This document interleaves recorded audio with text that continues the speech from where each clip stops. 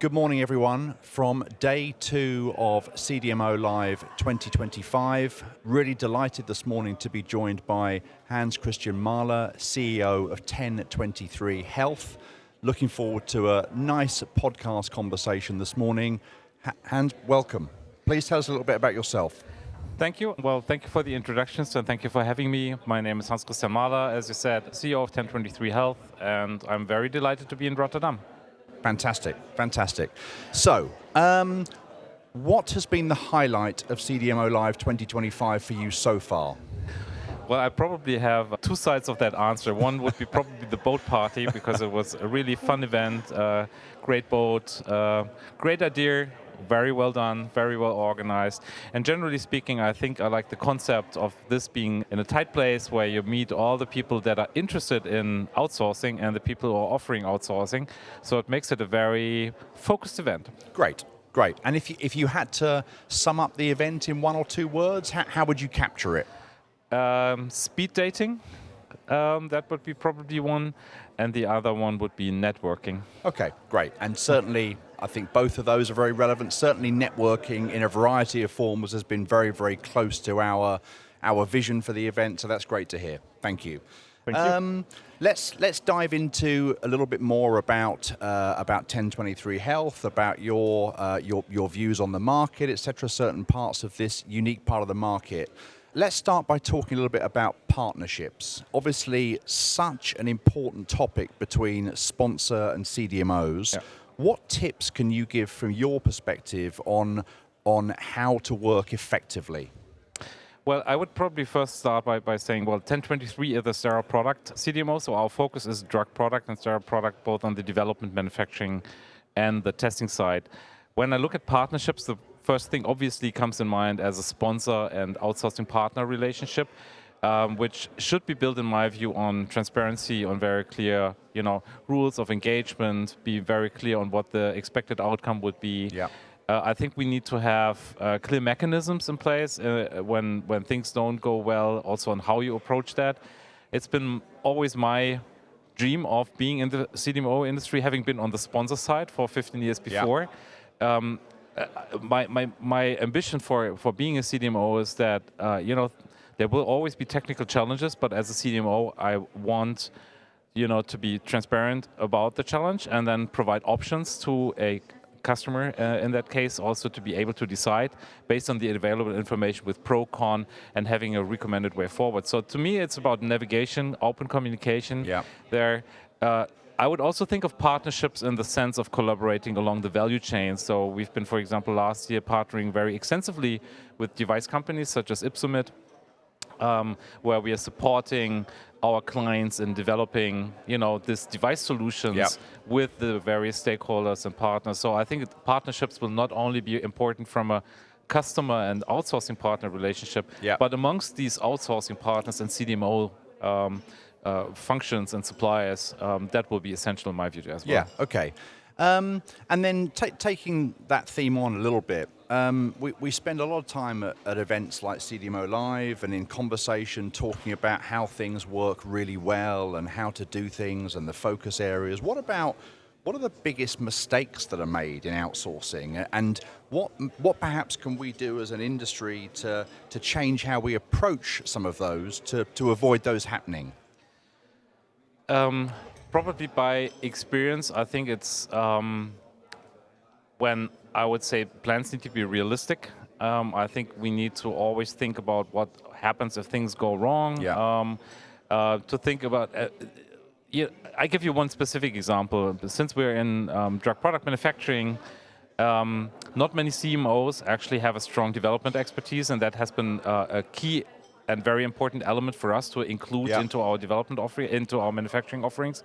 That's where our idea is to anticipate challenges that may arise during the manufacturing itself, early in the process. And to be very, aware of the things that can go wrong in the manufacturing and trying to already build de-risking mechanisms. Now, what I'm seeing sometimes is that clients want to immediately jump into manufacturing and think we don't need to do any development, just it cannot be that challenging. It's just water-based formulations in a glass vial or syringe, and then basically just go and just push it to PPQ batches, and then you see failures. So I would probably say plan and think early, include development very early on to make sure you're mitigating about the challenges at the end. So don't try to run before you can walk. Yeah. Okay. So it's as much about the D as the M, effectively, Absolutely. and making the planning count to include the full cycle. Absolutely. Yeah. Okay. What about? There's lots of very, very big focus areas, initiatives across global pharma at the moment. Sustainability and net zero are obviously increasingly important factors. What does that look like from a 1023 perspective? What are you championing in this space? What's your view in that area? Yeah, no, I love the question. Our commitments at 1023 are patients, people, and planet. Yeah. Very early on, basically when we founded the company, it was very clear that the planet focus should be very closely embedded into our DNA. We meanwhile became a B corporation, where it's even sad and interesting that many of our clients don't know what a B Corp is. Yeah. We've been obviously doing SBTi target validations. We are already operating net positive, so basically have been assessing, measuring, and taking significant actions. And I believe that sustainability should not be a corporate initiative. It should be basically embedded into the DNA to make sure that on day-to-day operations of everyone involved in the company, you can really make an impact and go beyond the typical just CO2 measurements. Having said that, because you said it becomes increasingly important, and I truly believe that in 5 years from now, it will be a right to operate, such like quality. Yeah. Having said that, I'm currently also partly frustrated because it seems it's not a big enough topic even for pharma companies that we are collaborating with. So I always ask them, I wish you would do a little bit more due diligence on us on the sustainability, because I do think we have a lot to offer. So I'm hoping that actually the pharma sector will become a little bit more thinking of sustainability to be ingrained in the selection of CDMOs. Yeah. And you've obviously made that very clear, a real commitment to have that embedded in the company. And have you seen a real progression in terms of your team and how central that is over the years since you started? Well, it was quite important for people already from the start, and that's also for people joining 1023. It has been one of the criteria to the most part to why they join the company. We make quite some initiatives across the teams where we invite people into initiatives across the company, and I would say it becomes increasingly embedded. And obviously, some people are more close to the sustainability topic than others, which is totally fine. But our ambition as a company is not only to make sure we operate as a company in that sense that sustainability is a part of our DNA, but also that we can touch people's lives and maybe they take something home and then also have an impact for their private lives and private environments. Okay, that's great. Okay, so finally, lots of conversations across CDMO Live in lots of different formats, in roundtables, in the networking, in the lunch and coffee breaks, and the party last night.